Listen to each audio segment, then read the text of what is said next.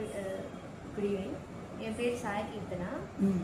வந்து இப்போ ஏதாச்சும் விழா கொண்டாடும் போது அதோட வேஸ்டெல்லாம் நம்ம வந்து எப்படி செக்ரிகேட் பண்ணி எப்படி மேனேஜ் பண்ணுறோம் அப்படின்றத நான் வந்து உன்கிட்ட கேட்க போகிறேன்.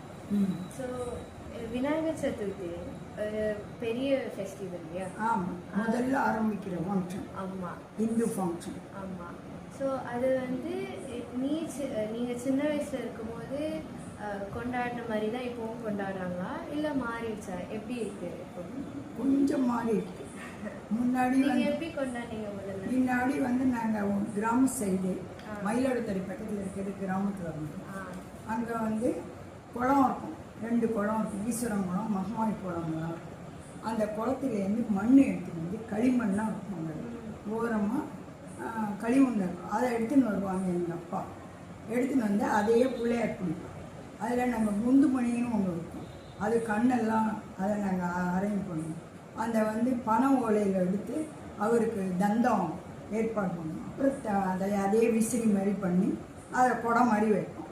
குடை நாங்களே பண்ணுவோம், பேப்பரில் கலர் அந்த அதிலே இது பண்ணி அதெல்லாம் வைப்போம். வீட்டில் ரொம்ப நல்லா பண்ணுவோம். பலகாரமெல்லாம் பண்ணி படைச்சி சாப்பிட்டு எல்லாருக்கும் கொடுப்போம். சந்தோஷமாக கொண்டாடுவோம். முதல் ஃபங்க்ஷன். இப்போ அது மாதிரி இல்லை, கொஞ்சம் கிராண்டாக இருக்குது. இப்போ ஒரே நெருக்கடி கிராண்டு பெரிய பிள்ளையாராக பண்ணுறாங்க. இப்போ ஒவ்வொரு ஏரியாவுக்கு ஒவ்வொரு பிள்ளையார் இருக்கிறாங்க.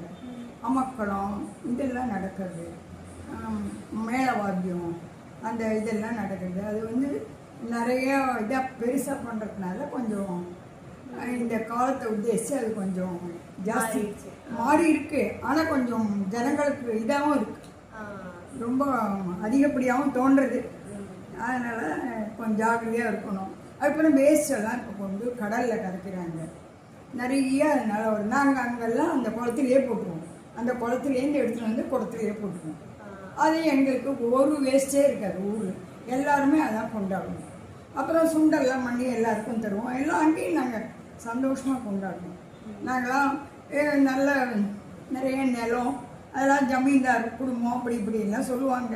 அப்படிலாம் இந்த காலத்தில் நிறைய பிளாஸ்டிக்லலாம் பண்ணுறாங்க. அதே பிள்ளையாரை வந்து நிறைய விதத்தில் பண்ணுறாங்க. ஆனால் ஸோ அது கரைக்கும் போது அது கரையாது இல்லையா? ஸோ அதெல்லாம் பற்றி நீங்கள் என்ன நினைக்கிறீங்க? அதெல்லாம் ரொம்ப வேஸ்ட்டு. எல்லாம் ரொம்ப ஆடம்பரத்துக்காக நம்ம எல்லாம் பண்ணிடுறோம். ஆனால் அதை கடைசியில் அதை சரி பண்ண முடியல. நம்மளுக்கே தெரியல அந்த வேஸ்ட்டை எப்படி நம்ம எருவாக்குறது. வேஸ்ட் பிளாஸ்டிக்லாம் எருவாகாது. இப்போ என்னமோ நெகிழி எருவாகும்னு சொல்கிறாங்க. அது எந்த அளவுக்கு ஒர்க் அவுட் ஆகுதுன்னு தெரியல. பட் வந்து பேப்பரில் பண்ணினா அதெல்லாம் மக்கி போயிடும். மண்ணில் போட்டு இது பண்ணிடுவோம். ஒரு பீச்சில் போட்டோம், ஒரு கடல் இடத்துல கடல் நீர்நிலை எல்லாத்துலேயும் முதக்கிறது. எல்லாம் பிளாஸ்டிக் பொருள் பூரா வேஸ்ட் ஆகி லாரி தாங்க முடியல, அந்த அளவு குமியறது. அதெல்லாம் என்ன பண்ணுறது? கவர்மெண்ட்டு அவங்களும் என்ன பண்ணுவாங்க? நம்மளும் இந்த மாதிரி பண்ணுவாங்க. அதனால் அதெல்லாம் நம்ம யோஜனை பண்ணி அதெல்லாம் வருங்காலத்துக்கு ஜாகிரதையாக இருக்கணும். நீங்கள் குழந்தைகள் தான் அதுக்கு என்ன சொல்யூஷன்னு பார்க்கணும். இப்போ அந்த காலத்தில் அலங்காரம் இந்த மாதிரி விஷயங்கள்லாம், இப்போது பட்டாசு வெடிக்கிறது இந்த மாதிரி விஷயங்கள்லாம் அந்த காலத்தில் எப்படி இருக்குது, இப்போ இந்த காலத்தில் எப்படி இருக்குது? அப்போல்லாம் நல்லா இருந்தேன். அப்போவும் நிறையா ஒத்தவடின்னு சொல்லுவோம். நிறையா பேப்பர் வரும். அது நிறைய அவங்க வீட்டு வாசலில் நிறைய பேப்பர் வரணும்னு சொன்னால் ஒத்தவடியை நிறையா வெடிப்போம். நிறைய பேப்பர் வரும். அதை அப்படியே கொண்டு எருவாக போட்டுருவோம். அதெல்லாம் ஒன்று இது பண்ணேன். பட்டாசு வச்சு கொஞ்சம் இதானால் அதை வந்து கம்பியெல்லாம் அப்புறப்படுத்தி குழந்தைகள் கால் படாமல் இருக்க அதெல்லாம் அப்புறப்படுத்திட்டு அதுக்கப்புறம் வந்து பட்டாசு குப்பை எரிஞ்ச பட்டாசுலாம் அப்பவும் கொளுத்துவாங்க. வச்சு கொளுத்தாங்கன்னு பெரியவங்களாம் சொல்லுவாங்க.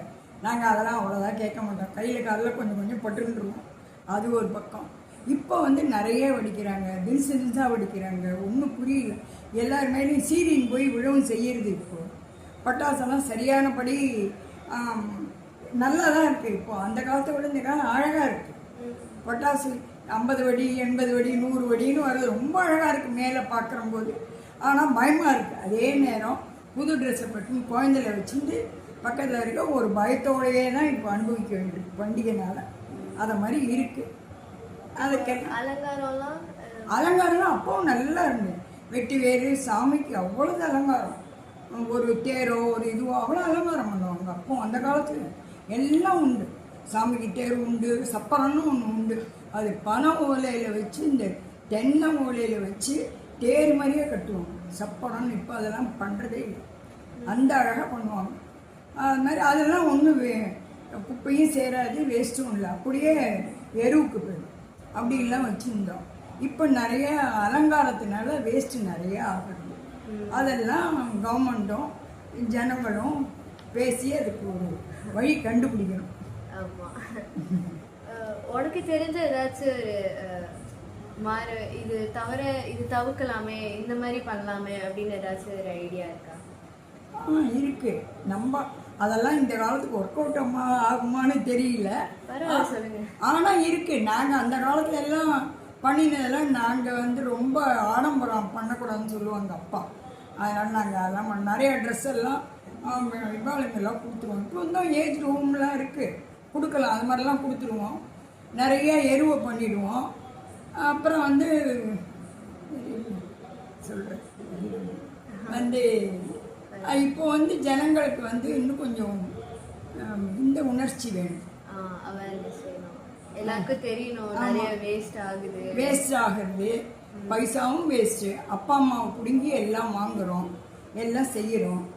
அவ்வளோ தூரம் வேணுமா இதுன்னு யோஜனை பண்ணிட்டு பட்டாசுனா கொஞ்சம் இருக்கட்டுமே போருமே அப்படின்னு அதுக்கு அனுசரிக்கணும். அப்பா அம்மாட்ட அனுசரிச்சுட்டு கலந்துட்டு மேலே மேலே நம்ம குடும்பத்தையும் நம்ம அப்பா அம்மாவுக்கு சந்தோஷமாக இருக்கணும், குடும்பத்தையும் உயர்த்திக்கணும், நம்மளும் படிக்கணும். அதே நேரம் டிவிலையும் உட்காந்துடுறாங்க. டிவியை விட இப்போது ஃபோனில் உட்காந்துறது தான் பெருசாக இருக்குது. அதெல்லாம் கொஞ்சம் கொஞ்சம் இந்த காலத்தில் குறைச்சிட்டு கொஞ்சம் பொறுப்பாக இருந்து நீங்கள் செய்யணும். அம்மாவுக்கும் ஹெல்ப் பண்ணணும். அப்பா என்ன தொழில் பண்ணுறாரோ அதுக்கு கொஞ்சம் ஹெல்ப்பாக இருக்கணும், அன்பாக இருக்கணும். குழந்தையிலேருந்து அன்பை கற்றுண்டு வரவங்களுக்கு வாங்கன்னு கூப்பிட்டு அன்பாக பேசி வாட்டர் கொடுத்தா கூட அதை அன்பாக கொடுத்து அது மாதிரிலாம் பண்ணணும். நீங்கள் குழந்தைகள் நிறைய பண்ணுவீங்க. இந்த காலத்தில் ஐடி ஸ்டூடெண்ட்டுக்கு தெரியாதே கிடையாது. இருந்தாலும் நாங்கள் எங்களுக்கு தெரிஞ்சதை சொல்கிறோம். நீங்கள் அதை மைண்டில் வச்சுக்கோங்க. அவ்வளோதான். ரொம்ப நல்லா இருந்தது. தேங்க்யூ.